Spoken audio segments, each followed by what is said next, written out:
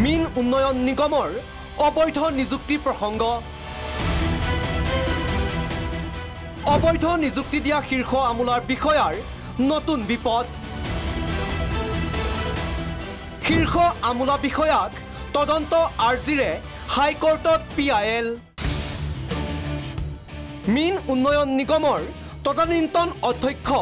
ৰমাকান্ত দেউৰীৰ আমোলত অবৈধভাৱে নিযুক্তি দিয়া হৈছিল 217 গৰাকী কৰ্মচাৰীক 2021-22 বৰ্ষত হোৱা কেলেংকাৰীত নাম খাঙুৰ এইসকল কৰ্মচাৰীৰ পৰৱৰ্তী সময়ত হোৱা বিভাগীয় তদন্তৰ অন্তত বৰ্খাস্ত কৰা হয় অবৈধভাৱে নিযুক্ত 217 কৰ্মচাৰীক কোনো ধৰণৰ বিজ্ঞাপন অথবা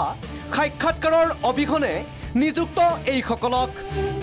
কিন্তু অতি পৰিতাপৰ কথা এই 217 কৰ্মচাৰীক অবৈধভাৱে নিযুক্তি দিয়া শীৰ্ষ আমোলা বিষয়াৰ বিৰুদ্ধে নহল কোনো তদন্ত চৰকাৰৰ এই সিদ্ধান্তৰ বিৰুদ্ধে হাইকোৰ্টত আবেদন দাখিল জয়দেৱ দাস নামৰ এজন ব্যক্তিৰ এই আবেদনৰ ভিত্তিত মীন উন্নয়ন নিগম আৰু মীন সঞ্চালকালয়লৈ জাননী গুৱাহাটী উচ্চ ন্যায়ালয়ৰ ইপিনে 2021-22 কেলেংকাৰীৰ বাবে 2017ত নিযুক্ত কৰ্মচাৰীক ছাটাই কৰাৰ অভিযোগ 2017ত নিযুক্তিপ্ৰাপ্ত 25 জনৰ 22 জনকেই অব্যাহতি বিনা দুখত চাকৰি হেৰুৱাৰ বাবে মীন নিগমৰ বিৰুদ্ধে হাইকোৰ্টত গোচৰ বঞ্চিত কৰ্মচাৰীৰ 2017 পৰা কাম কৰি অহাৰ পিছত আমাক 21-22ত কিবা কেলেংকাৰী বুলি আমাক চাকৰিৰ পৰা আমাক খেদিছিল গতিকে আমাৰ দৰমহাটো নিদিলেই যে আমাৰ কথাখিনি হ'ল কি আমি 2017 পৰা যেতিয়া চাকৰি কৰি আহিছিলোঁ তেতিয়া আমাকতো আমাৰ MD আছিল